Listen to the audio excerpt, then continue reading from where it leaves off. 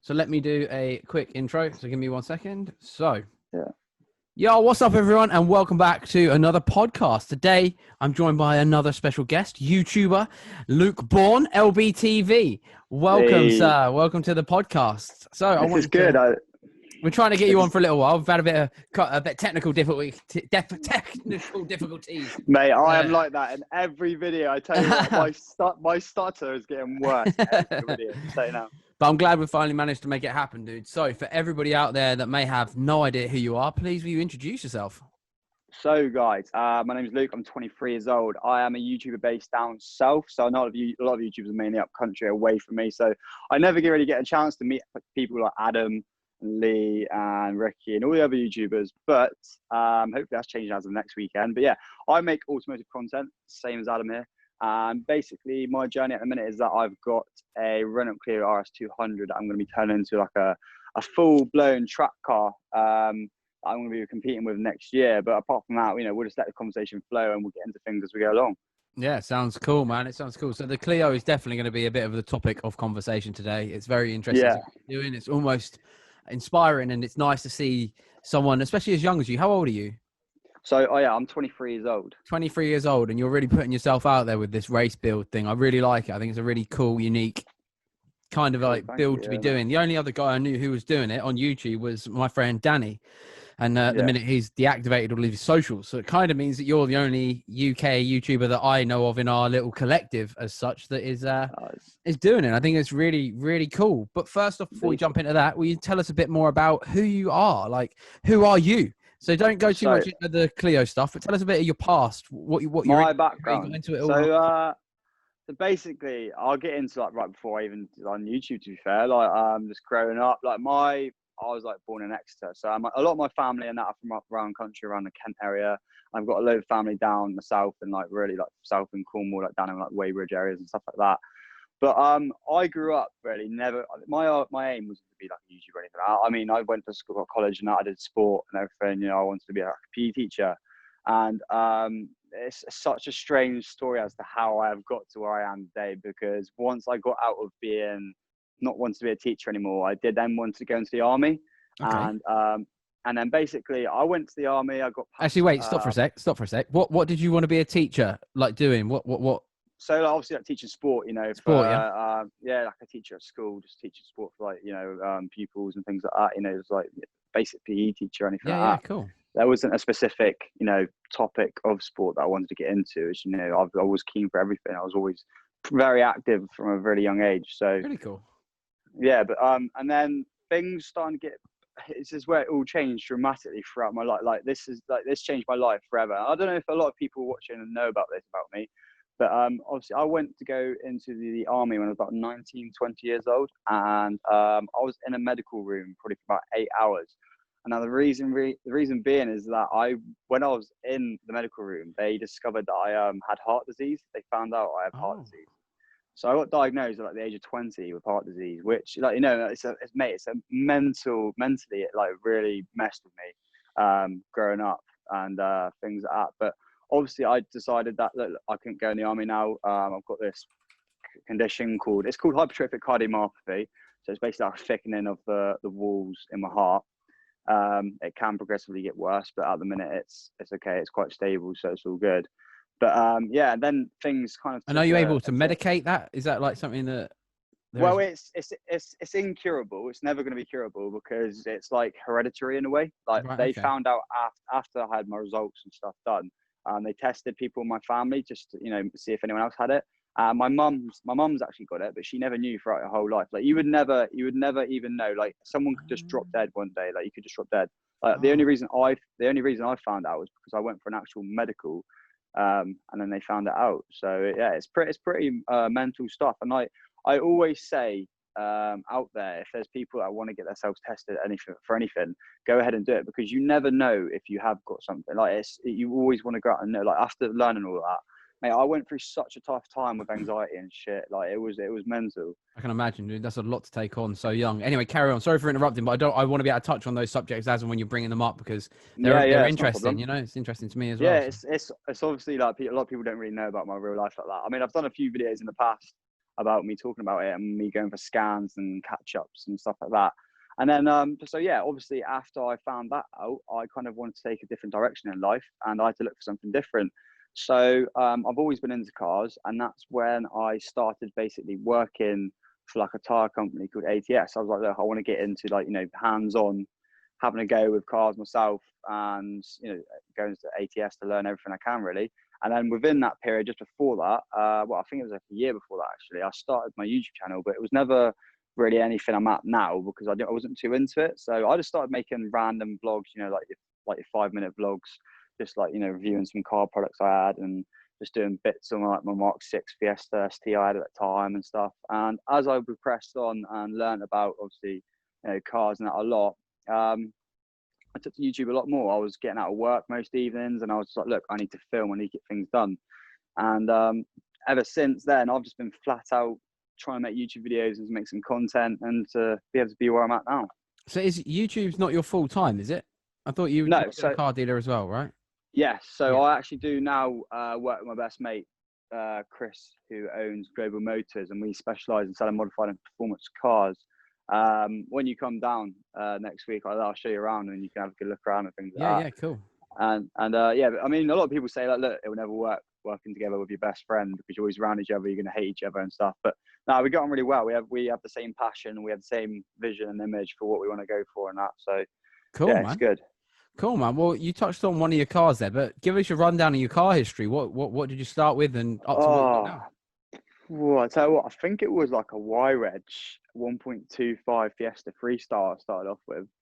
Back in the day, a little 125 Mark 4, is it Mark 4 Fiesta? I think it is, or Mark 5, right. I can't remember. Yeah, and then that was awesome. Like, I remember getting that car. I remember I was working at Tesco, right, for ages. And I was like, I want a Fiesta. I just want one bad. So I saved up like 1,500 quid, I think it was, or a grand. I went out and bought one, and I was like, oh mate, this is the nuts. This is cool. And then I think I only had that about 6 months, and then from then on, things just went mental. Like, I kept changing cars every 6 months.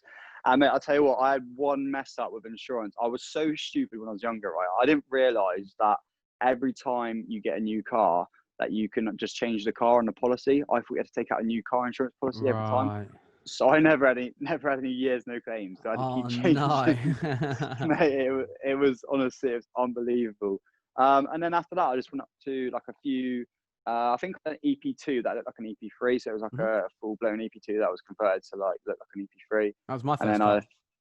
Yeah, they're awesome. Like, I mean, mate, the engines and them still going for like 200k, yeah, like, or more. They're ridiculous. And then after that, it was just things like Mark 6 Fiesta STs. I went for a stage with having a lot of Fords, and like Mark 7 Fiestas, and I think I went on to like having a Golf GT TDI, things like that. And then probably one of my cooler cars I've had was a boosted DC5, the yellow one. Yep, I remember that. Yeah, that thing was awesome. I do miss that in a way because it used to rip, although it didn't have boost by gear, so it was just pointless to drive most of the time. Right. It was literally lighting it up everywhere. Yeah. So it was mad. And then obviously just went down the route of having 2 EP3s. I got rid of one because one was too clean to track, I thought. So I got rid of the Black Premier Edition, and then just a few other cars. I think, mate, I lose track of how many cars I've had. I think. So what's in your garage now? Like, what's your lineup at the minute? So at the minute in time, I've got a 2012 Volkswagen Caddy. I think it's a Trendline. So it's a nice Caddy. It's lowered, got some wheels. It's all kitted out in the back. It's got some like laminate flooring in the back and stuff, some fancy LEDs and bits and bobs. And then obviously we've got the Clio as well, which obviously I'm working. So me and Chris have basically, because the company's called Global Motors, we've addressed it as Team Global. We're going to call ourselves. So we've both got Clio RS200s, and we're going to be using those cars to compete in a race series next season. Now we're going to be testing the cars throughout the rest of the year as they progressively get better throughout the build. And then we're probably going to get to like January or maybe the end of the year and go up for like I think it's ARDS or ARDS they call them, like your license, right? Yeah, license done and everything, and pretty much go from there. Get what kit I'm going to need to basically racing over the overalls, the helmets, and everything. Well, I'm going to get that anyway beforehand, but It's just preparation, I think, towards the end of the year and beginning of next year, just getting everything ready to make sure. I mean, as long as we test the cars throughout this year now and make sure they're all good at what we want them to be at, we'll be fine for. And people can watch all of this on your YouTube, can't they? This is like a series yeah. going on there. So the reason I've really decided to, because I did it the other day, I said I just did like a normal video where I was just like doing some mods to my Clio, but I just thought in my head, I was like, I'll change it to like a series, like my sort of like my £550,000 series, where it's just like me building a race car, episode 1, 2, etc. So that people can easily go on YouTube in the future and just type in like building a race car, and hopefully mine will go up the algorithm and get to the top eventually, hopefully anyway, fingers crossed and touch wood. And then they can see my progression, and then they can see what we're doing with the cars. And hopefully it just, my main aim on YouTube is to like sort of in a way get people to follow my footsteps. I wanna show them things as possible. Like I'm not like rich or anything. I haven't got tons of money or anything like that. I want to show people that it is affordable and you can do it and you can go have a great time if you want to. Like, if you know what I mean. Yeah, of course, man. I think it's really cool. Like I said, I'm excited to see how it all goes for you, because it definitely could be, as a British car YouTuber myself, and I've been doing it a little while now. It is hard to like work out what works for us. So obviously these like Copart builds do pretty well for everybody. It seems if you build a car of Copart, it does pretty well, especially for the Americans. But it feels to me like we as British YouTubers are almost punished a little bit. If you look at the likes of what would be over in America compared to us, you know, they're much bigger channels. Do you know what I mean? When I say like, so I mean, obviously, it can be really cool. Like, unless we're buying a brand new car every video, it's hard to guarantee a lot of views. You know, so a good views. It is very mate. That is honestly one of the most true things that you can say. Like, unless you bring out like a car reveal video or something mental like that every video, sometimes you're not going to get those views. This is where you need to factor in and think about what you can actually do that's going to benefit your viewers in a way that they're going to think, wow, like I want to tune in this week because he's doing this or they're doing that.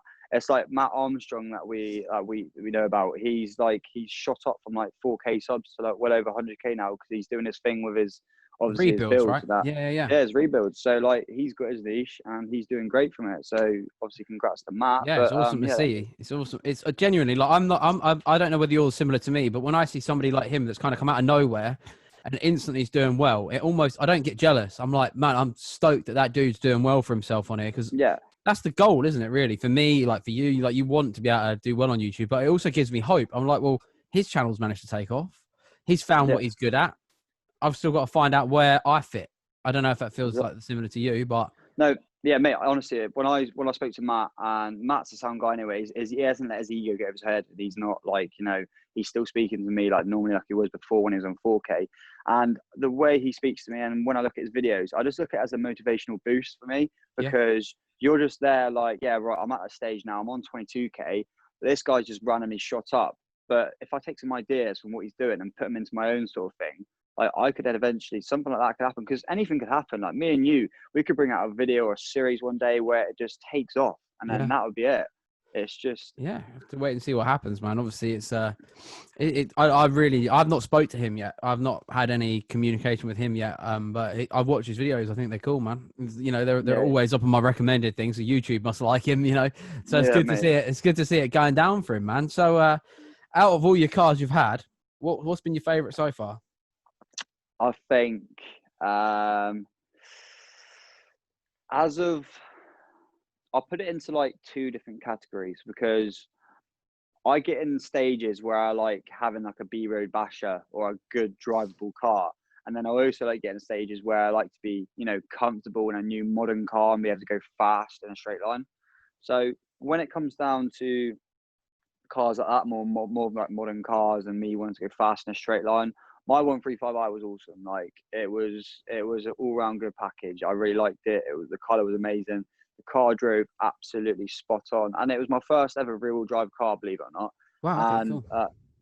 to go to like a car like that from a first wheel drive car, it was a crazy jump. But I mean, you learn about the car and you learn how it drives, and it's just phenomenal. I mean, the way rear wheel drive cars can handle as well. I went out on an M2 and I was just blown away. Like it was handling like a front wheel drive car. I was actually like, oh my God, what is this? And then probably for like drivability wise now, out of all my cars, it is going to have to be this Clio, because I personally have never really been in anything, like especially stock. When I got the Clio stock, I've never been in anything that handles like that for like a front wheel drive car. It's just incredible. It's mind blowing. Like, I mean, I don't know if you've been out in any like RS200 or 197. I drove a 197, a blue one, 197 or 182. It was one. No, it was the older shape than yours. So it was a 182. 182, yeah. Really, really fun, man. Really, really fun car. It reminded me a lot of an EP3. That's what it felt like. So I'll let you, obviously, because you're going to be coming down next weekend and that, hopefully. I'll let you have a go. So hopefully all my stuff from K-Tech arrives next week. So I've got coilovers and everything all run from K-Tech. So hopefully I can get that on by the time you get down here.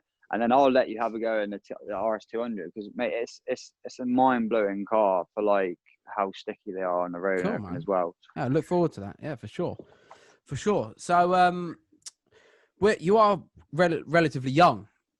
Still, and you are growing a social following across the board. Your views are very impressive, considering what you're into and what you're doing. I think it's very, very good, especially with your sub count as well. How is it? How are you finding it? Because obviously you've got a girlfriend as well, so you can't really. Yeah. So you got to kind of learn to juggle it all, right? And it is a very big struggle. Now I'm pretty sure. I'm sure you can vouch for this. But you must have got to a stage where you was maybe working full time and you're trying to do YouTube and get everything on with your business and stuff like that. Like, you must have hit a point where you was like, shit, what do I decide? Do I go for the one goal of having YouTube and my own business, or like what? I mean, you must. That's where I'm at right now. Yeah. Right now, I'm at the point where I'm trying to work out whether I carry it on as much as I had been. I've slowed down a bit recently. The content slowed down a lot. The builds have all slowed down. I've sold a few cars because I had to. But I'm at the point now where I either really dig in and try and I exhaust myself with all of this, because doing the YouTube, people might see like an 8 to 10 minute video, but you got to film all that. You got 8 to 10 minutes worth of video is probably 3 to 4 hours worth of footage. You got to do that time of doing that. Then you have to sort through the footage. You got to edit it, export it, make a thumbnail, think of a title that people are hopefully going to click on. It's exhausting, man, especially when, like, I work 2 jobs. I have 2 main jobs. All right. Okay. So I do 621, which is my company. And I also work for the family business, which is product sourcing in China and Taiwan. So that's my main job. And 621 is also my main job. I split my day in 2 for the both of them. And then I do YouTube, and I'm also trying to do the podcast now. Obviously, this is something I'm very passionate about as well. I mean, these podcasts, like, that's one thing I was going to get into, because George had a chat with me a bit like this, and he wants to start doing podcasts and stuff. But it is great that you've brought them out and you're starting to do them, because you got to think about all these other people that, I've seen like Logan Paul and stuff like doing that. They're impulsive and stuff like that, impulsive, whatever. And they've got their topics, but there's not really, because the car community now and the car YouTube community is getting very big. There's a lot of people starting to do it. It's good to have these conversations, because there is so much going on now that it just all needs to be addressed. Like everything. Well, I'm not going to only do car stuff on here. That's going to be one thing that you'll see coming in hopefully the next few weeks. I've got a lot of passions. I love a hobby. I have about 80 hobbies. On any given day, I could be into something different. Like, I'm an absolute nightmare. I've got a coach. My fight coach is James Webb, who's a Cage Warrior champion, and then we've got one of my other really close friends is Sam Pilgrim, who's a professional mountain biker, freestyle mountain biker. So I'm going to try and get those guys on here as well and talk about them and their stories. And I quite enjoy the chat I had with Soph the other day and hearing about the OnlyFans side of stuff, because it's such a unique world. And I want to find all these little unique niches of things and just talk about them with people. Like, my hero is Joe Rogan, like my idol in everything in life, not just social media stuff, but like as a man is Joe Rogan. I love the guy. So like I noticed with him, he does his MMA podcasts, which are MMA podcasts, but he also does everything else. And I want to be able to do that. I want it to be somewhere where I can have a chat with everyone. And like, I want to get more people like yourself on, who are influencers in the car world and all this sort of stuff, because that's where I am. This is my this is my niche. You know, the car world is my niche. So you wanna see what they're doing differently to you in a way. Like you want to see what's going on behind their background life as to opposed of what you're doing. Because I would like to get to know the person instead of the persona that's on the screen. Does that make sense? Exactly. 100%. Yeah, and it gives you a little platform to be able to sit and show who you really are as well. Like, you know, because on the surface of things, how does someone get to know? How would I get to know Luke Bourne other than having a quick browse on your YouTube channel, looking through your Instagram, and then I've already made a prejudgment? I mean, exactly. Do you know There what I you mean? go. Like, imagine. I mean, for when because obviously you're going to come down next week. Imagine if all I knew was you as of YouTube. Like, if we didn't have this conversation now, or if we didn't have phone calls, or if we didn't get to know each other better, all that would happen is that you guys would come down and we'd just be talking about YouTube for the main time. Like, I mean, you coming down and everyone coming down in a way, it's kind of a way for us to get together and just do something different away from YouTube in a way. Yeah, for sure. So it's one of them.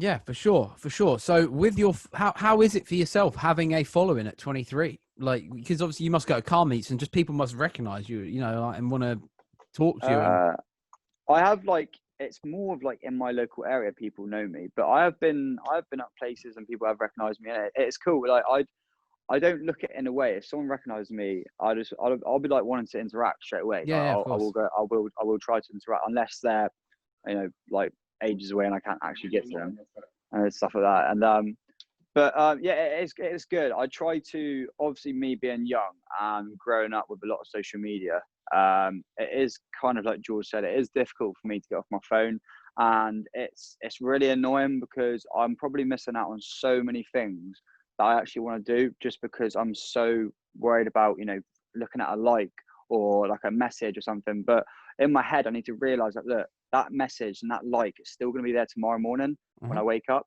So I need to just basically think in my head about, look, right, yeah, I'm going to upload a post tonight, but after I've uploaded that post, I can go out and have a good time with my girlfriend. We can go out for a meal. We can socialize together. I can go out for a walk with my mates, and we can do things like that's the way we kind of need to promote things, because we're all going to be stuck in this bubble soon. I can see it happening where we're going to be glued to computer screens and everything, just waiting for things to happen. We're going to miss out on everything else going outside in the world. We are living in this transition into the social media world. It is very bizarre, like you said, and there's a lot of stuff. I think over the last 6 months I've had a real experience, a personal experience that I've had to live through, and it's brought me out this other side over the last, I'd say, month. My head started to really clear up over the last month. I think any of my viewers on YouTube would really have seen how I dipped in terms of content and just not even making stuff because I wasn't in the right mental health headspace to do it. I was down, man. I was depressed. I was back in therapy and all that sort of malarkey. It was like I couldn't pretend to be happy on camera every other night. It was I could do it maybe once a week, and put on a brave face for them that time. And and now I'm back into it. I don't look at my phone at all. If I only know how many followers I'm on is because I checked today on YouTube. Yeah. Up until then, I didn't know. I was like, I think I'm on 58,000. That's what I thought I was on, but it turns out I've got a bit more than that, and it's cool. I was like, oh, sweet, that's cool. And I feel like it is very important to disconnect from it, because you can get so wrapped up in how many subscribers I've got, how many views has this video got. Like I said to you beforehand, this new video I've uploaded today has died a death. Now, a year ago, I'd have been losing my head. Oh my God, what do I do? I don't care. Yeah. All right, that video's done bad. Okay. I didn't think it was going to do that great. Move on to the next one, yeah. I didn't think that was going to do that great anyway, because it's a Ferrari video on for the vast majority, a tuner car channel. All right, it didn't do that well. I will see what I can do. And I was just spitballing ideas earlier on my Twitch channel with my viewers on there. And JJ, one of my viewers on there, actually has put some questions forward for you, which I'm going to be going through later. He's a really, really nice dude. He comes on my streams a lot. And I do think you have to, take it as it is sort of thing, and just be like, oh, okay, the views aren't the most important thing that's happening in the world. There's a lot going on, especially with this. I mean, how's lockdown been for you? Have you? Oh, well, I mean, obviously, where I work through with Chris, I'm actually self-employed. Yep. I mean, obviously, we're self-employed through YouTube as well, and obviously, you are with your 61 business and everything like that. It's yours. And you know, it's really difficult because it does impact you with like people like us and stuff like that when you are self-employed. Believe it or not, I mean, obviously, I only became self-employed like recently as well, so I never actually received any benefit from the government. All I was on was universal credit. Believe it or not, I was actually on universal credit because there wasn't anything else I could get. I mean, it's a good job. Obviously, I had savings and stuff like that because obviously it's helped me out, and I ended up selling the BMW and made a good bit of money that way as well. So, but I mean, yeah, I made $5,000 on the BMW, which is crazy, wasn't it? Oh, like, what from what you paid for it? Yeah, I paid 16 and I sold for 21. Wow. Okay. Obviously, in a way, I've put a bit of money into it, but still, like I look at it as like, yeah, I made $5,000 or $4,000, whatever. Yeah, definitely. I mean, it's good. It's good. But then obviously, like me and Chris just got to the point where look, we need to get back into it. We need to think of a way we can sell, we can deliver cars, we can keep our distance. And then I think we was off for about a month and a half, or actually 44 weeks, yeah, between 4 and 6 weeks, and we just got back on it, mate. And to be fair, people have had more money now than they ever had before. I think for buying cars, it's ridiculous. Like we've been selling so much stock, it's just mental, mate. Yeah, well, you know yourself, I've picked up a new daily car recently, and it took me six dealerships to find one in stock. I couldn't believe it. I could not believe it. I couldn't buy a car. I was like, I had all the money waiting, ready to go. I knew exactly what car I wanted. Trying to find one that was in stock, I couldn't believe it. I couldn't believe, and that's why I left a deposit on the car the second the guy said he had it. I was like, all right, I'll have it. Yeah, I'll leave a deposit. Paid him the next day, and I went and got it on the Sunday. I was like, sorry, let's just go get it. You know, like exactly. You know, if it's got any little minor issues, I'll deal with it once I get it home. It was like that sort of thing. So yeah, it's crazy. It's crazy. Now it's all hopefully on the mend. I want to get back to normal, you know? Well, like at the minute, they've just changed everything like for food and that. There's only 5% VAT on food now, isn't there? And stuff like that, like for restaurants and stuff. So, I mean, they're going to have to do something like this, like reduce tax or anything. Like they're going to have to do something to build the economy back up because obviously everyone's not going to be able to afford things. Yeah.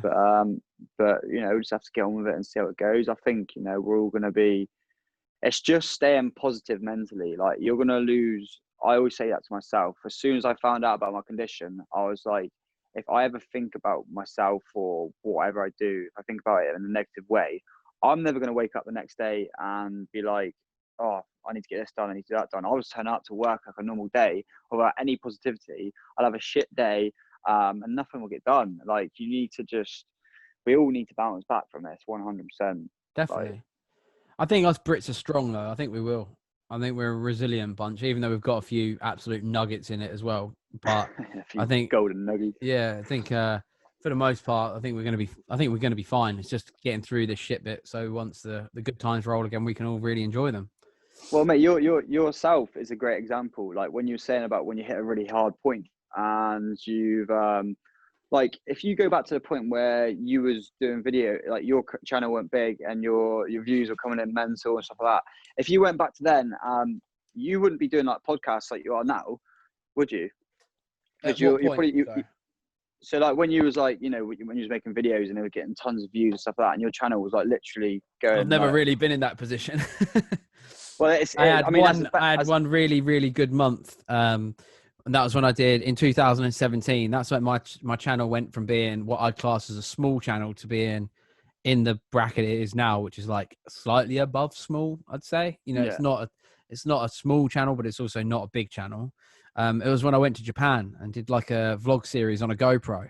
And it was just like 7 episodes, I think I did, of just being out in Japan. And they were all like 40 minutes long videos. And it was just, I think the beautiful thing about that series that I did was that it was just so genuine. I was like, look, I'm going to do this. At the time, I'd just broken up with a girl. Or well, it was like a mutual breakup, but it was like one of those ones that just hit me like a fucking steam train. Yeah. And I was like, I have to just get away. And I booked to go to Japan straight away. I booked to go within 3 weeks, rented a DC-5 out there and did 2 weeks in Japan, going from Tokyo to Osaka and meeting all the Kanjo guys and all that sort of stuff and doing a track day. And it was just amazing, absolutely amazing. It was like one of those things. It was just like I had a great time, and I just filmed myself having a great time, and I put it online. There was no story like I'd tried to set out to plan to it. There was no right, I'm going to do this and get a load of followers. It was just like, well, I'm going to video record my holiday because it's going to be sick. Like that was it, and that's what bumped it up. But then it just fell straight flat again, and it's just kind of bubbled along as it has always been. But the podcast has been an idea that I started like I think probably 2 years ago I did my first one, but it was really bad. Like I had no setup available at all. But now, thanks to Zoom, this program we're recording this on, it means that I can do it through the lockdown and do it with people like yourselves that don't live anywhere near me. And we can do it really as often as I want now. Like I had Soph on here the other day. I've done one with Bagsy, Pro Drifter Bagsy. I did one with Honda Pro Jason, who lives in America. I've got a load of other people interested in doing them as well. So this can hopefully be I'd like this to be a once a week thing at minimum. So that's the plan. Like my next. I mean, maybe even in the future. Yeah, that'd be cool, mate. Maybe even in the future, like when they do start growing a lot more, you could head down to like your 621 store and actually get people invited there and have like a table set up. I mean, I plan to have it all out of my house. So I've actually had Jordan come and do one in this room. I have it all set out in here, like just push back a bit. The microphone's on this arm that can then move around so we can position it a bit better. But I think what my goal would be to turn an actual, like one of the rooms in here into an actual podcast studio. So it's solely for podcasts, whereas all the mics are always set up. Because where we're at now is my gaming room. This is where I do my streaming and my gaming. It's like your little cave. Yeah, my little man cave. Yeah. I got all the skateboards on the walls behind me and stuff like that. You know, and like cool. It's like where I work as well. So I've got my whiteboard up with all my goals and like tasks that I've got to achieve and ideas for YouTube and car build stuff that needs happening. Do you know what I mean? Like loads of stuff that I'm going through with it. But yeah, I think like you say, I think the podcast would always have come eventually because I just love I love having a conversation. Like you'll see next weekend, as long as I do manage to get down, I chat for England, mate. Do you know what I mean? Like I love it. I love learning about stuff and learning about people and like, you know, because the same with Lee. I think before I met Lee Lockwood, I already had that preconceived idea that he was a lad on tour, you know, blah blah blah, and all that sort of stuff. And I was like, I think I'll probably get on quite well with him just because I've got mates like that, my cousins like that, you know. But I was like, I never really judged him too hard. And then when I met him, and I realized he's like this super sweet, down to earth boy who's just and I was like, oh, we got on really well. And it just so happens that we've got a couple of the same sponsors, so we get taken to the same events, and that's how I've got to really know him. And now he's moving down near me. Like soon he'll be living down near me. So you'll have me, B7 Tommy, him. Who else is local? There's a few other local YouTubers, so hopefully we can all cross collab a bit more and like man, that would cool. You know, do a bit more stuff like that. But it will see. I mean, imagine having like, obviously you've got like, I know this is going way off topic here now, but like obviously you got the guys like Sideband that are on YouTube and that. Oh yeah. Imagine if there was like guys at us, like YouTuber guys that just got together and built and then like bought like a crazy house or something. And like, how mad would that? It would just be ridiculous, wouldn't it? Like, imagine the real deal UK YouTubers, like automotive YouTubers, actually collide and get them. It'd be crazy. We're like in the tuning car world, aren't we? If you think about it, because you got like Archie Hamilton, TGE, Shmee, Paul Wallace, Seen Through Glass, Mr. JWW. All of them are in their own little like upper echelon of like the supercar YouTubers. And like I was lucky enough to, I feel like a bit of an arsehole saying it because obviously I had Paul Wallace on my podcast as well. Like, and he's a lovely man. Like Supercars London, he's a lovely guy. But I kind of had a dig at him on Twitter, and I didn't think he'd ever see it. And I said this to him as well. I openly admitted it to him. Like, he posted up a picture of a Mustang, and he was like, of a Mustang doing a drift, and he was like, maybe I should get into drifting. And I put, finally something cool coming to your channel. It was like a real like dig. Like, I can't remember exactly. And he replied to me, and I was like, oh Christ. And he just put, maybe you're the guy I need to come and get some lessons off. And I was like, DM me. If you're serious, DM me. And that's how we got talking. And I actually got on really well with him. And I was like, I kind of feel bad for like prejudging him as a person. But then that's what I mean by the whole, why a podcast is so valuable. But then he's obviously then seen that, and now he's going to learn from you.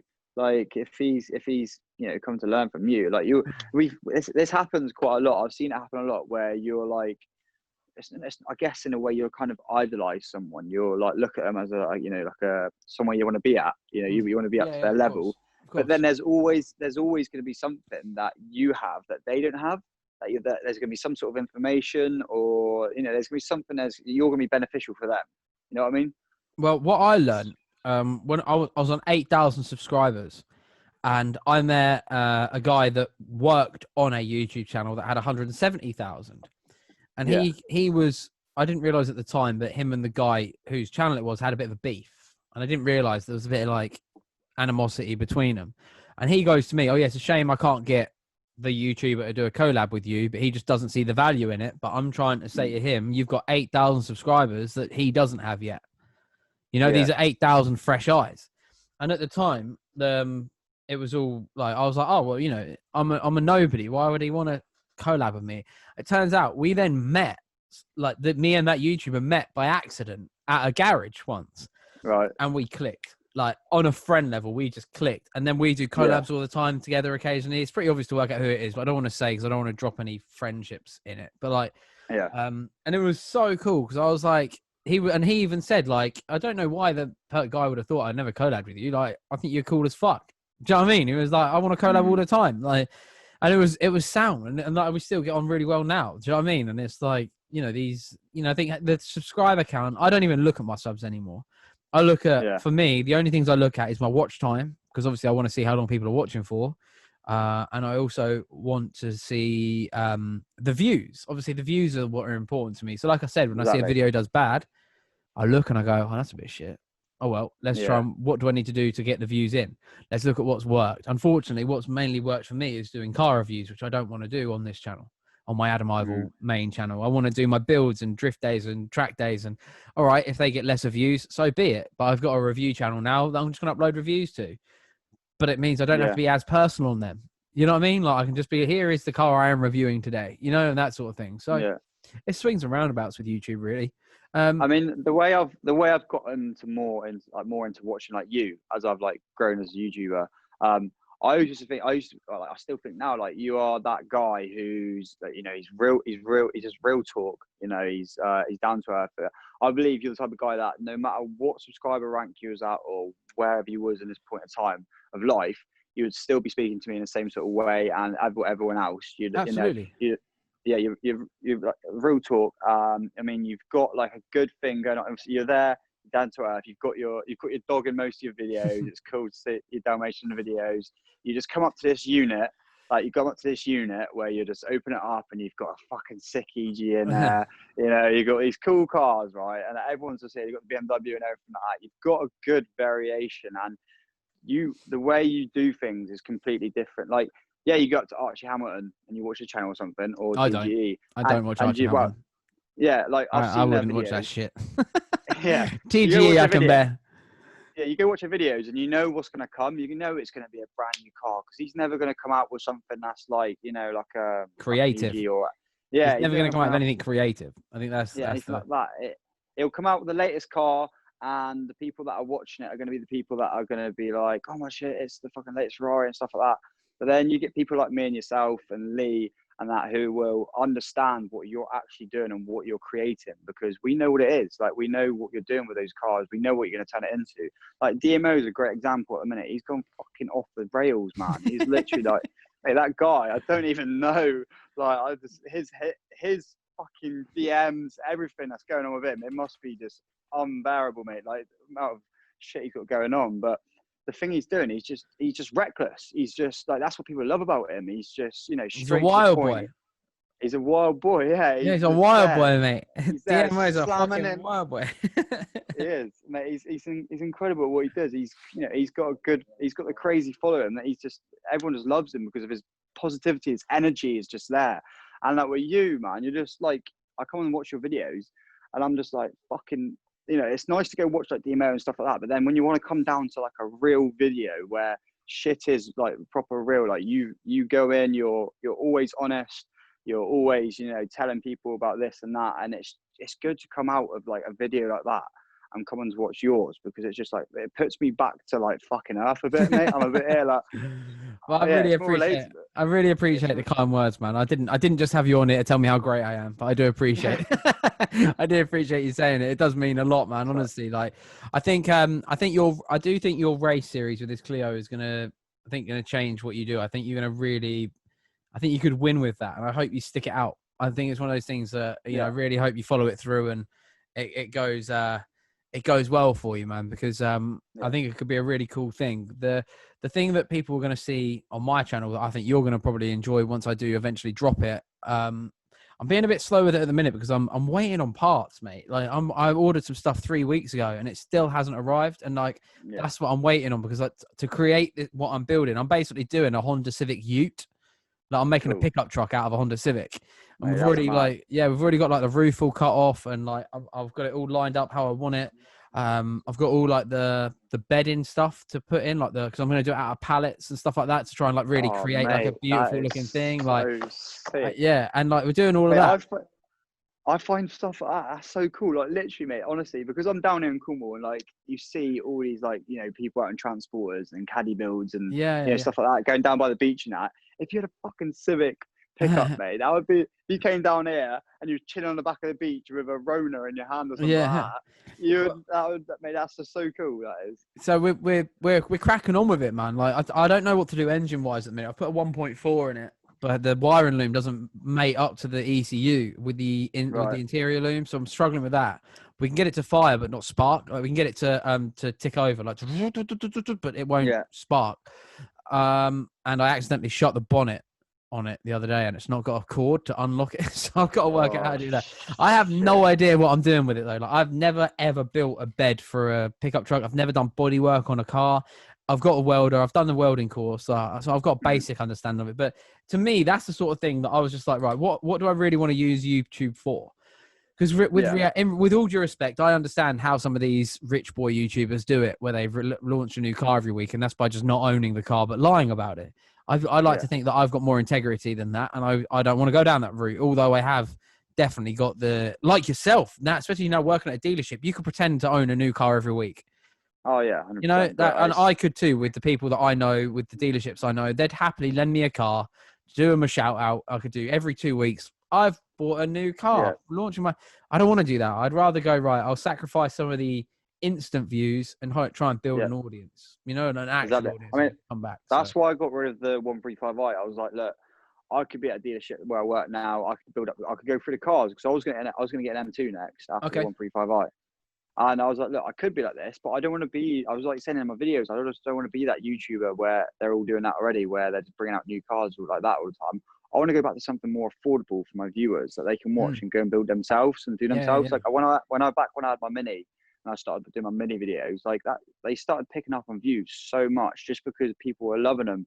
And everyone thought, you know, Luke, you bought a fucking hairdresser's car and all this and that. And I was just like, no, look, let me convert you. And I did. I converted them. There was like so many people getting messaging me saying, you maybe want to go buy a Mini now and stuff like that. And I kind of want to do the same with this Clio. Like it's just, you know, being the same with you. Like obviously there's a big, you know, everyone loves a Civic anyway. But I mean, like with your yellow EG, like as soon as I seen that, I was just like, my days. Yeah, I sold that a couple of week and a half ago now. But that needed to happen because I just had too many project cars, mate. I'll level with you, I had too much going on, and I've got that M3 sat on my driveway that I've had for 2.5 years, and I've always dreamt of having one of them. And I was like, one day I want to modify that thing, and it's got to that point now where I'm like, right, I want to play with the M3 now. Yeah, you know, and I couldn't do that having a $6,000 Civic sat on the driveway and a track Civic sat in the garage and a Drift Sylvia that I'm building an engine for that no one sees because I'm not posting about it. Do you know, there's like a lot of stuff, you know, and in the background, and my Volkswagen was going wrong quite a lot. And I was like, right, I need a new daily car. How the frick am I going to afford all this? Do you know what I mean? It was just like one of them things. It was like, right, I'm going to have to make some sacrifices somewhere down the line. And it just meant that Civic had to go just because I hadn't bonded with it. I thought it was a cool car, but it wasn't a car I wanted to keep, you know? Yeah. But so, I mean, you got the way things that you've always got to look at it as, like when I saw my 135i, it was like a one-off because of the color and everything like that. But even when you do get rid of cars like that or your Civic, like it is something you can create again in the future if you want to come back to it. Like you can.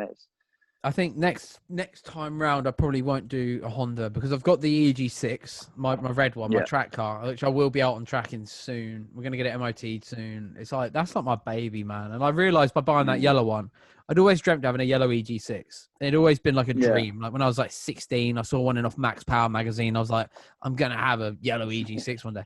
So I had to get one just to see if it lived up to everything.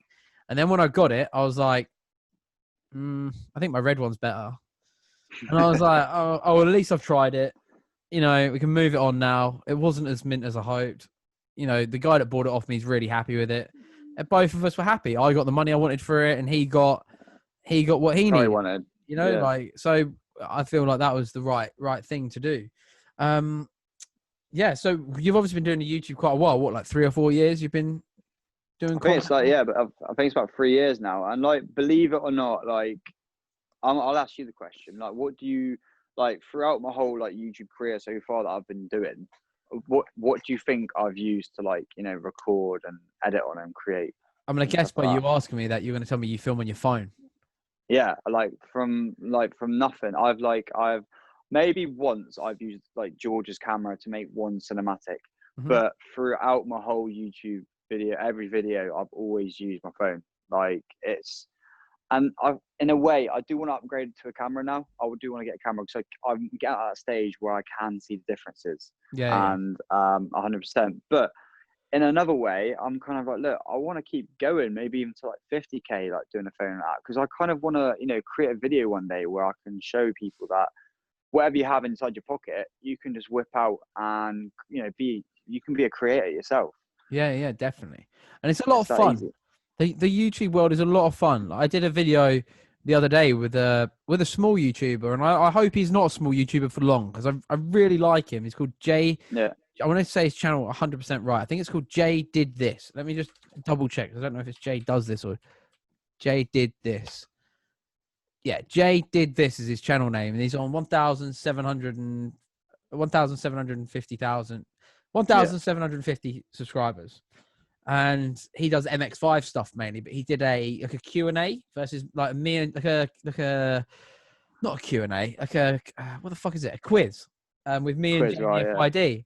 And mate, I had so much fun, and I was like, this dude is like, you know, a small YouTuber, but why wouldn't I give him the time of day? It's like with Jamie. Like, Jamie gave me the time of day when I was a nobody, and I was like, on this platform. Sorry, I don't like to say nobody. Like, on the YouTube platform, I didn't have any fun. You know what I mean? But he gave me the chance, and like.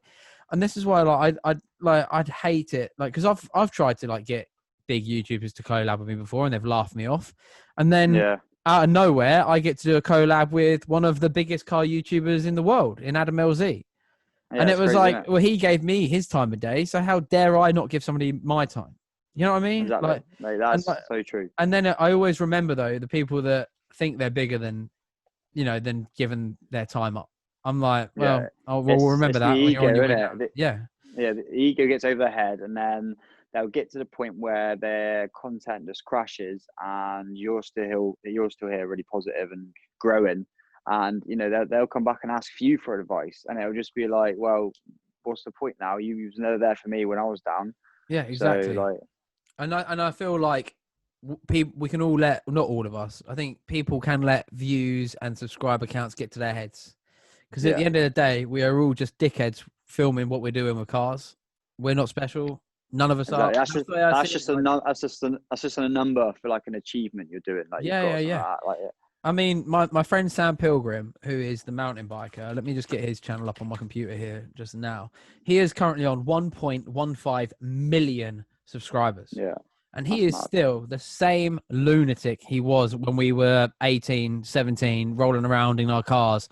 And like, and you know, just that's why I'm so proud of him. I look at him and I'm like, I could easily be jealous. I could look at him and be like, well, we grew up together. We're the same thing. But like, at the end of the day, he is a very talented individual on a mountain bike. He is special. Does that make sense? He is special. Like, he is incredible at what he does. And I see his views, and I'm like, you deserve those views. You know, like, I look at him and I'm like, fuck yeah, you're smashing it. And occasionally I'll just text him. I'll be like, bro, latest video, killing it. Do you know what I mean? And we'll have a little bit of a chat like that. And he keeps sending me ideas for me to do, but I haven't had the bottle to do them yet. So I think that I'm going to give one of his video ideas a try in the next couple of weeks. I've got him up on the board up there. And if it bangs, then I'll try and do a few more like that, because he is dead set. He is like, they will bang. He was like, do them or I'm going to do them. Like, that's what he's like. You do them or I'm going to do them. So I think I might even see if he wants to come round and do it with me, you know, in a video, like a little collab sort of thing for my channel.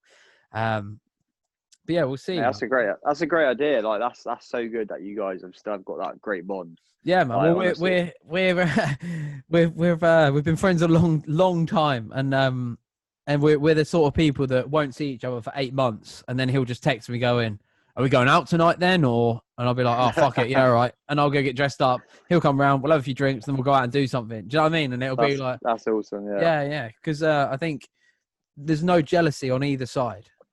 Does that make sense? So you've both, you're both, when obviously, like you said, if you go 8 months without speaking, it's just like, you guys are both doing your own thing. Like it's your job in a way. But then he knows he's still got his real friends that are there. He can just shut away from his job and be like, yeah, look, let's go out, let's have a drink, let's have a nice night. Yeah. Just, I think I even put him in the end of one of my videos recently as just like a little like jokey bit, because we went to, before Corona, we went to some like pool hall and then just threw darts and stuff, and we were having, honestly, it was probably one of my favorite nights I've had in ages. We were just doing like that game on a dartboard where you have to go 1, 2, 3 and hit every number. Yeah, mate, that's awesome. And like he was getting so competitive because obviously he is a professional athlete, and I'm just like having a crack. Like, and it just turned out I was quite good at darts, and I was just fucking, it was so funny. Like, smashing it out. Yeah, it was so funny. He still beat me, fucking. Of course he did. He has to, but like it was funny. Do you know what I mean? Like it was a really good crack, man. Like really enjoyed it.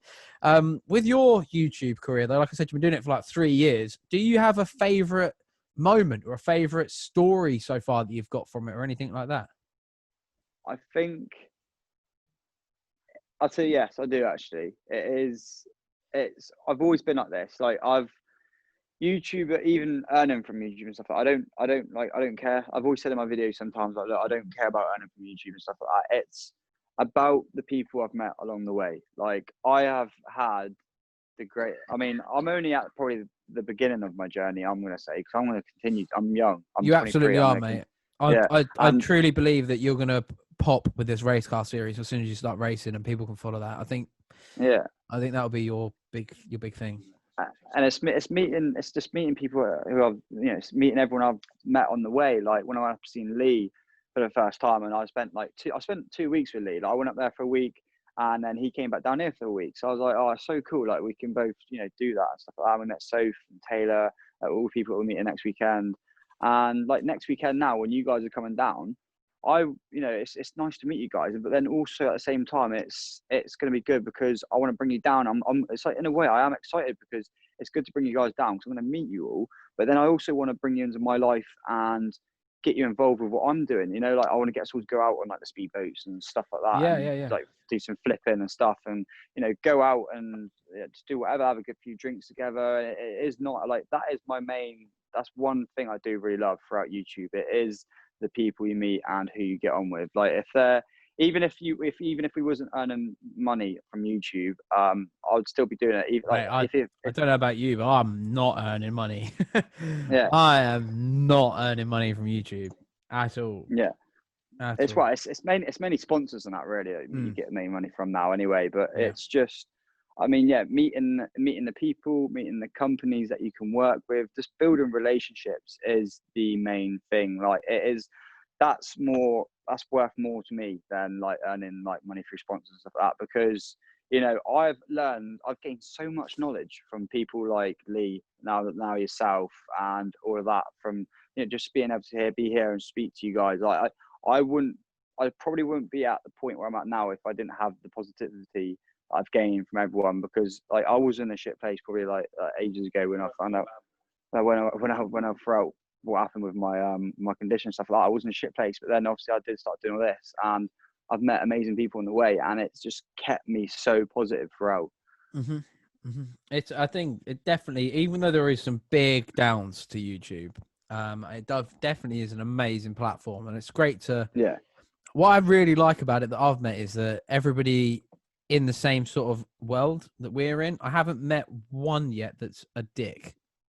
Does that make sense? Like in the tuning, the aftermarket tuning side of stuff, like there's not been one guy that I've met in our world, and I say our world because there's been guys I've met from outside of our world that I think are dicks. But for the most part, in our little world, like Lee and Tommy and like Ed, Jesse and all the rest of that, and even like Soph, and they're all cool.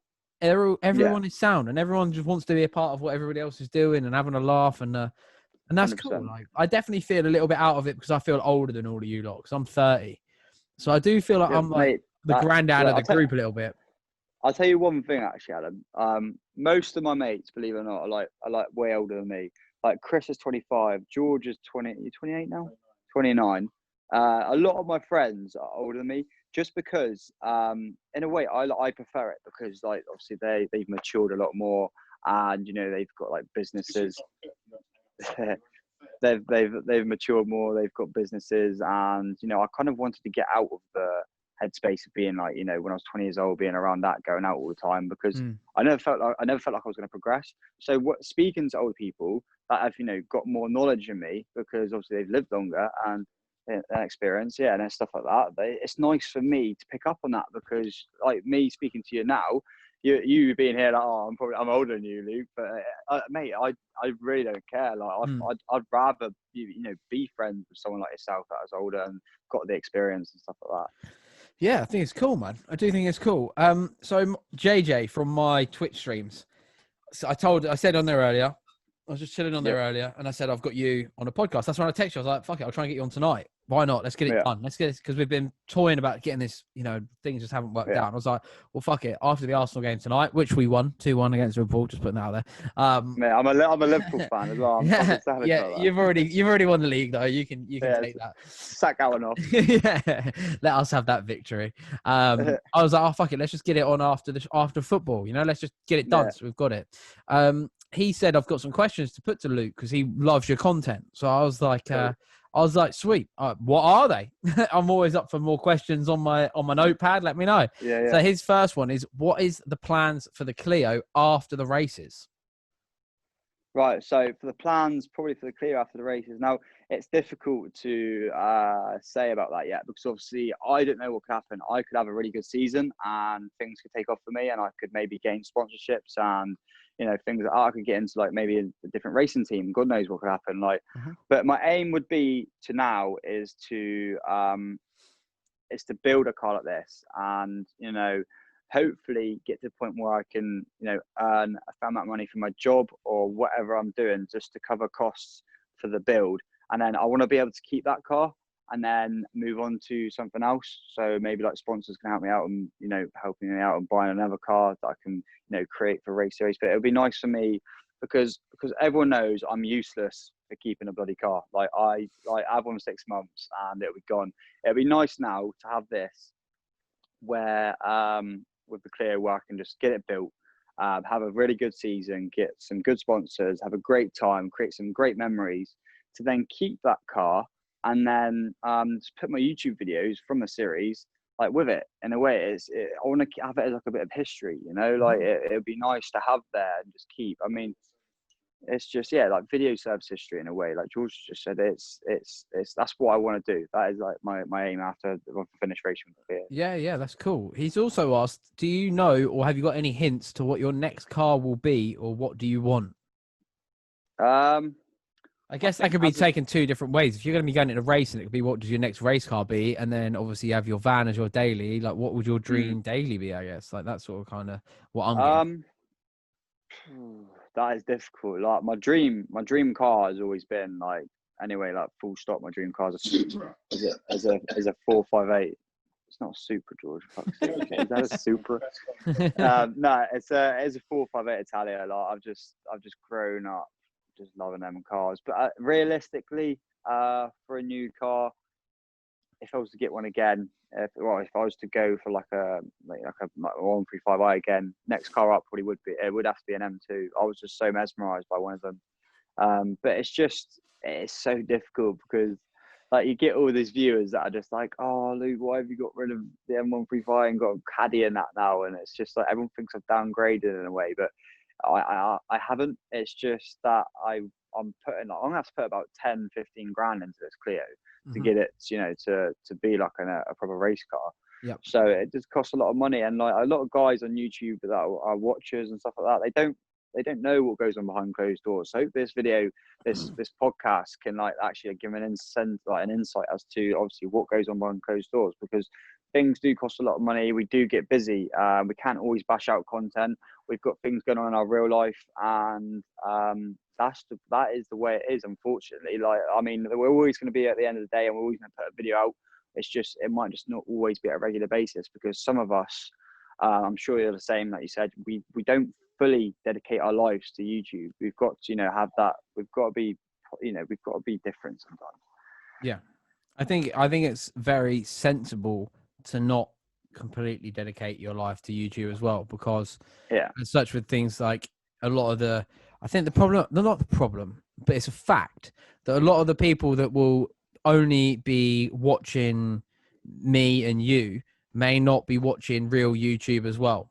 Okay. And when I say real YouTube, I mean people like PewDiePie and the commentary channels and the animation channels and there's so many different realms on YouTube, and that big thing happened called the adpocalypse. I think it was last year. Did you know about this? Where basically the mainstream media went for YouTube sponsors, and they were writing open letters to Coca-Cola saying, I can't believe you're allowing your adverts to appear on this guy's content. He's a Nazi. When he wasn't a Nazi, it was like a joke taken out of context. And a lot of the YouTube sponsors pulled their money. Coca-Cola did it. A few other major players pulled their money, which means YouTube then punishes the creators by taking their money. Because if YouTube aren't making their money, so out of nowhere, a lot of YouTubers just couldn't do their YouTube anymore. It was like they're not financially viable. And that when I watched that happen, I was like, right, I can never go full time on YouTube because I have a mortgage to pay. I'm lucky to have a mortgage. I've got a dog like that. He's like my boy. I got to make sure I can buy him food every month. He's a Dalmatian. Exactly. I've got my cars. I don't want that to disappear. You know what I mean? I don't. So that's why I really, when my dad offered me the chance to come and work for him and learn the family business, I was like, fucking yes, of course I want to do that. Like, I'm seeing how good the company is. Like, I want to be a part of that. I want to kind of secure my future, like that would allow me to. I mean, my dream would be working half a day in an office in the morning, doing all the important stuff in the morning, and then go down my unit and build cars in the afternoon. It's a guaranteed income as well, isn't it? You've got a guaranteed income. So if I have a video like this one that's flopped, I don't stress because I'm just like, well, I'm not using YouTube. For me, it's just damages my ego. I'm like, oh, people don't want to watch it. That sucks, But I've always said to Chris, I was like, look, even if my YouTube takes off and it gets that busy where I need to focus a lot more on YouTube, I'm never going to quit working for you because for starters, you're my best mate. Secondly, it's a form of income I want to keep coming throughout my life because it's something that because we can't say like YouTube and that's going to last forever. Like it's not a dig at like people that have, quit their own jobs to go do YouTube. Like fair enough. If you get to a stage where you're at millions of subscribers and you've got a good sponsorship build up where you are literally set for life with those sponsors and stuff like that, I don't think anyone should actually leave their job because I mean it's like with Soph with her doing OnlyFans. Like I love Soph to bits. She's a really nice girl and she's got everything going for her. But it's just like in a way, if it was me, I would do OnlyFans, but keep a part-time job or something on the side. Because if you build up a relationship with a good company, even if it's part-time, if something goes wrong, you can end up coming back to that job and you'll be fine. You might go full-time with it, you might whatever. At least then you won't be on your knees. You'll still be standing. Mm-hmm. You know what I mean? I do always think it's sensible to have a backup. And I spoke to Soph, obviously, if anybody hasn't listened to the previous podcast with Sophie Carpenter, it's on the channel, it's on the Spotify, it's on the our Apple podcast, it's everywhere that you can find this one. And I asked her about that. I said, do you plan on doing this forever? And she said, no. Like she said, this is a stopgap. Like, obviously the money right now is carnage. You must know a sort of figure. And it's dream money. That is dream money that they're making. And shit, I said to her, I think it's fucking sick. I think it's fucking amazing that you can do this. Like literally, what's she doing? She's getting her titties out for fucking thousands of pounds a month. I'm like, exactly, I mean, if someone wanted to pay me thousands of pounds a month to look at my fucking titties, they could. I wouldn't give a shit. Do you know what I mean? Like, so like, I think it's great. And she even said like, the plan is for her to end up have her own business or something. And the beauty for her is she has time on her side at the minute. Yeah, because she is making the money right now. She's making more money a month than most of the people that give her shit online will be making in a year. And I think that's the incredible thing. Like, so that's why she doesn't give a shit. know what I mean? Like, that's fucking cool as fuck. I think it's fucking wicked. Like, but yeah, I do, like you said, I do think it's very sensible to have a backup. And not only that, it's beautiful to have something to turn off from YouTube with, to turn off out of this social bubble, like where everyone's like, brr, brr, brr, it does just become a noise. And it's just like, right, okay, I need to just, so like I told you earlier, I am going to be taking a little break from YouTube, but only to fall in love with it.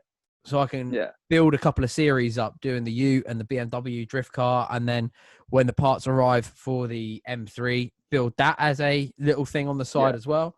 For me, I don't know about yourself, but I love road trips, man. I am, once this fucking Corona shit fucks off and we're able to just live a normal existence again, I'm going to be doing some savage road trips. Mate, savage road trips. Me and Chris do some fucking mental shit. Like, there's a video on my YouTube where we went to Scotland to deliver a car.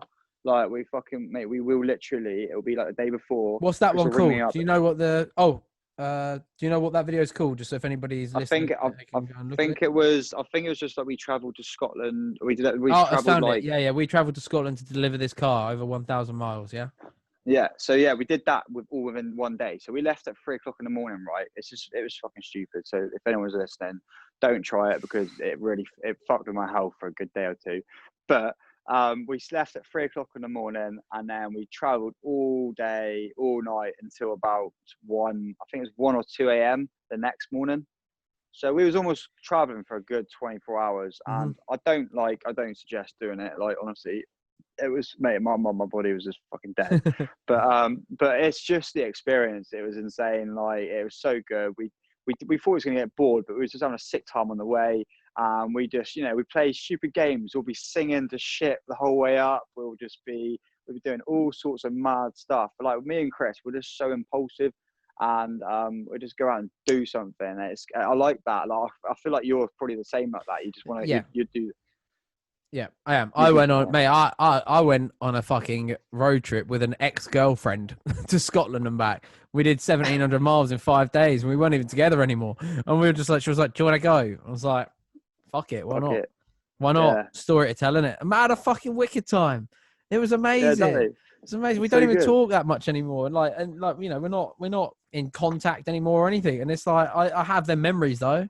And it was sick, and it was like rad. Like, it was such a good time. Like, I think in the future though, I'd like to film that sort of stuff. I only didn't film it because I went with her, and I didn't want that all on video. There is so much shit I wish I could film, like, especially recently as well. Me and Chris have just been having nightmares. Like, he's bought his speedboat yesterday. The trailer snapped whilst we was driving. We was driving along the road, it snapped. So I was out here with a jack, trying to jack us up. He's there with a fucking scaffolding pole sort of thing, trying to bend it all back into place, trying to get it straight. We've got all these people going past us. Next minute, we've got this guy turns up in a recovery truck. He puts the boat on the back of a bloody recovery truck. We then take it down. We take it down to the harbour, put the boat back in the sea. And then, oh mate, it was just mental. We just do stupid shit constantly. I think it's on nearly almost on a daily basis. We just do stupid stuff. I should bang out the camera more really for stuff like that, but I just yeah, mate. I think it is people like down here. We're just fucking hillbillies. We're literally we're like Cornish hillbillies down there. I am very much looking forward to next weekend, as long as I can get my dog looked after. That's my big thing. I'm gonna speak to my old dear about it probably tomorrow. But yeah, I really do want to come down. I'm not gonna lie. I'll probably bring the daily down. I probably won't bring the M3 because I don't want to rack up miles on it. If I'm honest, for like, I know it sounds lame, but it'll cost half the amount of money to bring the X5 down than it will to bring the M3. And I just love the new car, I just love it. I just want to drive it everywhere at the minute. It's a drive it. I mean, I know that feeling. It's so good. To be fair as well. When you showed me the photo of it, I was like, oh mate, that is cool. Like when I get older and stuff like that, I'll either have that or like a mental estate, like a 335D Tourer or something like that. Well, I'll level with you why I got it. Like my problem is I've obviously got the dog. But I have to have a daily driver car that can tow, proper amounts, because I do the drifting. Like if I gave everything up and I only could have one hobby, I would keep my drifting as my hobby. So that's why I have to have a daily driver car that could tow. And I had the Touareg, and its life had come to an end with me. You know, when you just know a car is done, you're like, I have to move on from this. Yeah. And that's why I was like, right, what do I want? And I knew what I wanted. And I spoke to my old man because he knows more about these sort of cars than I do, this sort of range of vehicles. And he was like, what about a Q7 and all that? I was like, so my heart's set on the Beamer. My heart is set on it. Like I was like, I just got to get one. So I went and picked one up, and I was like, and I'm over the moon with it, mate. Honestly, like That's good. Just love it, you know. So I'll probably bring that down. Like, so what do you think the plans for next weekend will be? Can we tell anybody? Because this will probably go live on the Friday that I'm coming down. So yeah, that's cool. So basically, you'll end up coming down. I don't know if you and Lee want to link up on the way down. You can do, I guess. I mean, I don't know depends. what your direct... He comes from the top left of the like country. west. He's like west, isn't he? He's like west, and you're east, isn't he? Yeah. So So you'll be coming down. You'll probably be coming down like through Bournemouth area and Portsmouth area, will you? I haven't even looked yet, dude. Did you say Exeter? Well, that's where probably we'll be staying, or Lee and that will want to stay, because that's where Sophie and that is. But I live in Plymouth. Anyway, which is about half an hour drive from it. Okay, let's have a look. See how far this is from me. I will be Oh, it's not even that bad. I thought it was way further than that. I'll be going around the M25 and then through like Basingstoke. Oh yeah, yeah. Oh, that's nowhere near as bad as I thought it was going to be. Yeah, sounds like. Yeah. So you guys will come down on the Friday. I mean, I don't know if Lee's decided if he wants to come down in the midday or afternoon, but we'll be holding a meet. But the way I'm doing it is that I've actually got in contact with a guy. I don't know if you know a company called Wagon down here. They're based down south.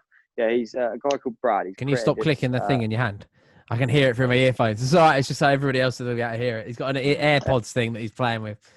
Oh, so yeah, I forgot. I keep forgetting. That's not that. Yeah. So we've got Brad from Wagon, who's he's created himself a very good background for like car meets and stuff down here, and he's actually created a big, massive show he's doing at the end of the year called Offset, and it's at a real cool showground down here, which is like massive, and he's going to be hosting that down here. It's like a big, massive car event down.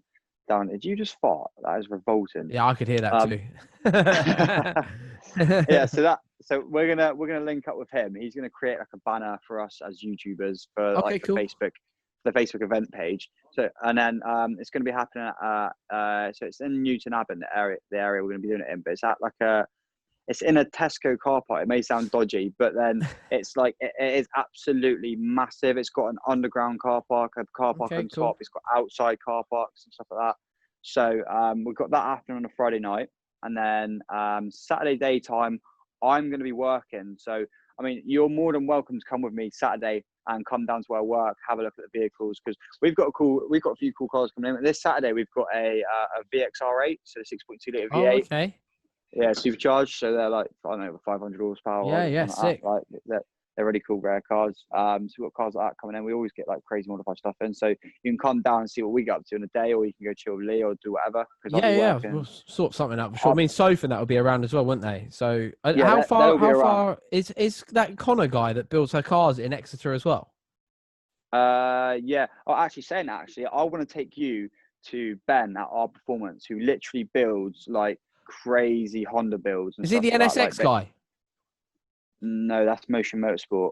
Nah, there's a company. If you type in Our Performance on Instagram, he's on Facebook as well. But on Instagram, if you go on Instagram, mate, the builds he does for like Hondas and everything is just like crazy. I'm sure I've seen it. I think I follow him already. Our Performance. Let's have a look now. I'm pretty sure I do follow him. Yeah. Our Performance in Ivy Bridge. Is that it? Yeah, that's it. Yeah, that's it. Yeah, I do follow him. So I'll take you down to there as well, so you can go down and see all that, because Ben down there, he's awesome with what he does. Cool. So he's got some crazy like mad cars down there. He's doing like builds on and stuff like that. So we'll go down there. He's got like fucking 20k 20s just chilling on the floor and stuff like that, and just crazy engines.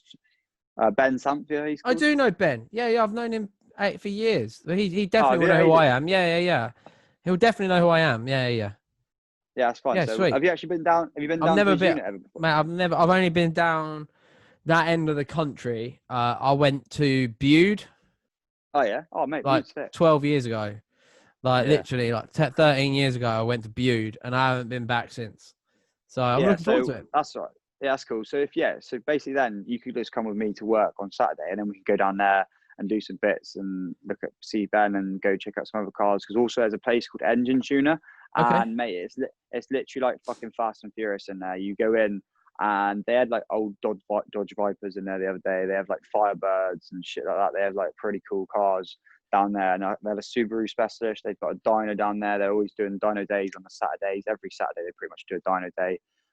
So you go down there as well. I'll just show you around the cool areas like you two around the cool areas like that. Yeah, man. And then definitely. on a Saturday evening, I think we're all gonna get together and go out for drinks. And I mean, just like mooch together and just chill and have a good time together. Because obviously we can't. I don't think clubs or anything are open yet. No, I'm not. Yeah, man. So we'll go out to like Spoons or go out for foods and that together. Just, have a few drinks, maybe just get absolutely slaughtered, see what happens. And then on Sunday, hopefully we can. I'm off. We can all wake up and just head to Plymouth or something. And I'll probably get Chris to see if he can take us out on the boats and stuff. We can have a sick time on the water. Sounds good to me. Sounds wild, dude. I'm looking forward to it. I'll hopefully have an answer for you tomorrow if it would be a definite yes from me, because I don't want to say 100% yes without knowing for a fact that the dog looked after. Soph, I was speaking to Soph about it. She was like, "Bring the dog," and I was like, "Absolutely not. It'll be the worst time ever if the dog. I brought the dog with me." Is there anything you want to say? Anything you want to ask me? Anything you want to plug before I bring this interview podcast to a close?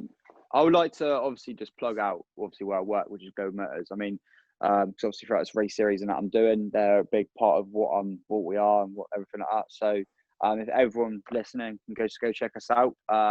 We're on Instagram, Facebook. We've got a website as well.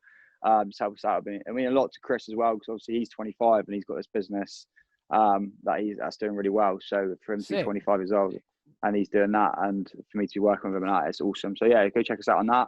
Apart from that, guys, it's been a great podcast. It's been really good to be honest, speaking to you, Adam, mate. It's been really nice. It's good to actually have a good, detailed chat with someone like yourself. It's nicely and down to earth. It's good to get it all done. I appreciate that, man. And thank you very much for your time this evening and for coming on. So you can find Luke over on Lbtv. And it's Lbtv official on Instagram, isn't it? Am I right in saying that? Yeah, it's like lesbian, bisexual type. No, I'm joking. Don't be searching that in the search bars on Google. Oh, dude, fuck it. Go have a look. Why not? So yeah, cheers, dude. Thank you very much. I'll make sure to link all your stuff in the description and stuff anyway for you. And I want to thank everybody for tuning in, and hopefully you've enjoyed either listening or watching, whichever platform you've listened to us on. And if you've got any questions you'd like to put forward to Luke himself, please let me know. I can always get back on for another one, but these aren't a one-time offer. So they're always open offers to come back on. So thank you all for watching. Please hit follow or subscribe or whatever you're watching on so you can hear the next ones. And we'll see you in the next one. Peace. Cool. Peace. Cheers, guys.